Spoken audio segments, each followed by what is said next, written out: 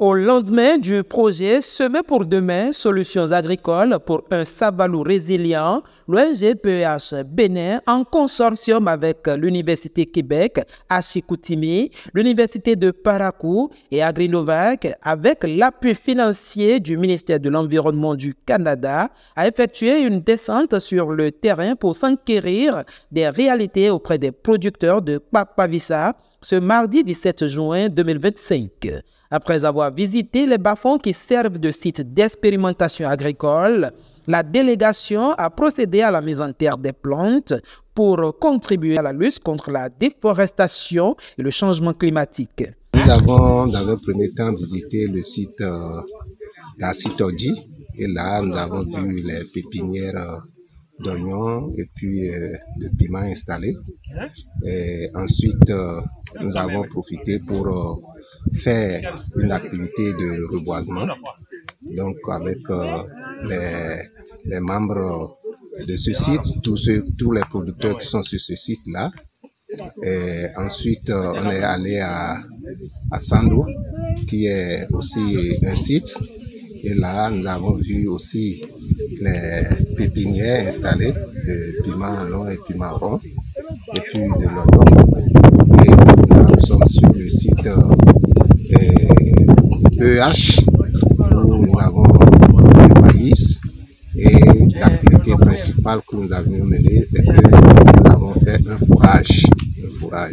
Donc, nous avons visité et nous avons profité également pour voir les pépinières d'oignons et de piments installées. Sans vous mentir, les attentes sont comblées parce que avoir déjà l'engagement, la motivation des producteurs, on est vraiment satisfaits et nous les encourageons à mieux faire.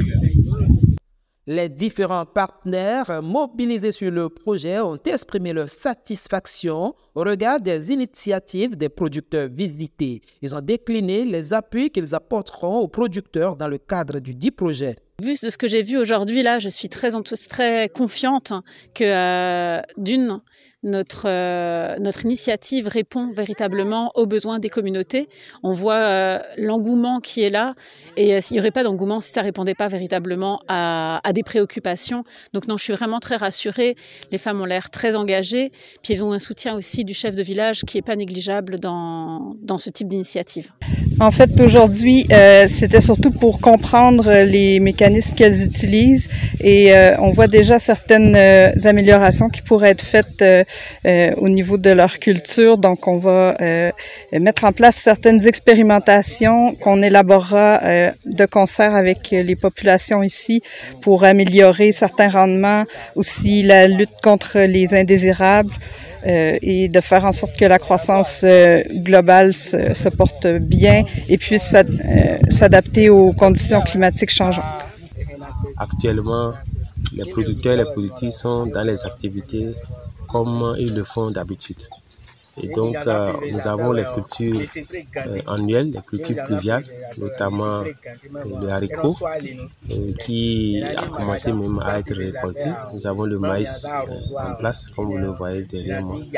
Mais également, surtout pour l'accompagnement qui est attendu, nous avons les producteurs et les productrices qui ont déjà préparé des pépinières de cultures maraîchères, notamment de crin-crin, de légumes feuilles et puis de piments, d'oignons également.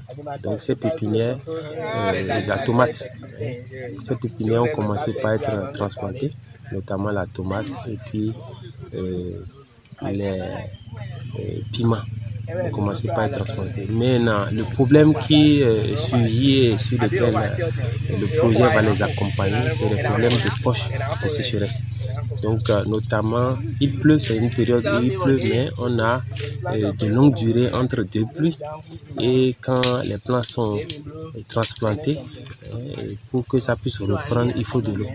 Donc, elles font de longues distances, aller acheter l'eau au niveau des pompes à motricité humaine pour amener dans les bas-fonds pour pouvoir arroser ces cultures. Donc, ce qui est très pénible. Donc, le projet envisage de les accompagner étudier le contexte et pouvoir voir les solutions qu'on peut amener, surtout au niveau de la mobilisation de l'eau, de la ressource en eau, soit bloquer les eaux pluviales ou faciliter leur infiltration et après leur réutilisation pour le maraîchage comme irrigation en appoint au cours de la saison pluvieuse, mais comme aussi irrigation en contre-saison.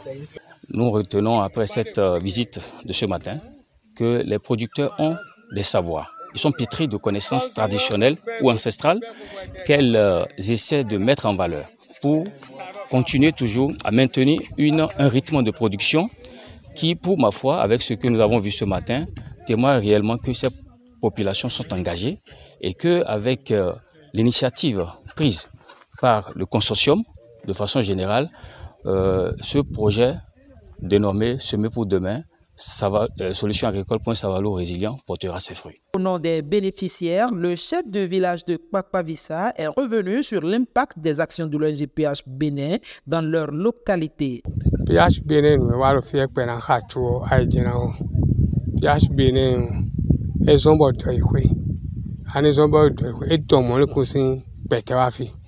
Moniku eto afi yo da yo mi to moniku mais actuellement afi mi de mi to moniku to me bo do e no kan mi to ko me eso dia bo owe to eleton moniku de to ro bi o bi trick moniku ene koklo mi we e no to na be ne o e ru du e no chaso ro la mi ti e mi no to jera no to fun e bi si na ene le to ene wa mi no le blu to ko me go no le dalo to chi yo no chi ovi madu ndia eno le dalo mi lo enego le ado atimado to me to ko kun su inu ko ono le bati wa fi mi no tun bo no e blo ni PH Bénin blo ni mi o me su do to ai dagba din e don sin e mi na le nu bo na le blo jardin teme na e don ke wa e ko e din gbade de ti me so an 15 jours be le don abele to gbade ru gbaji wa mi mu bo nu teme re na blo PH Bénin et doit se savoir le soir.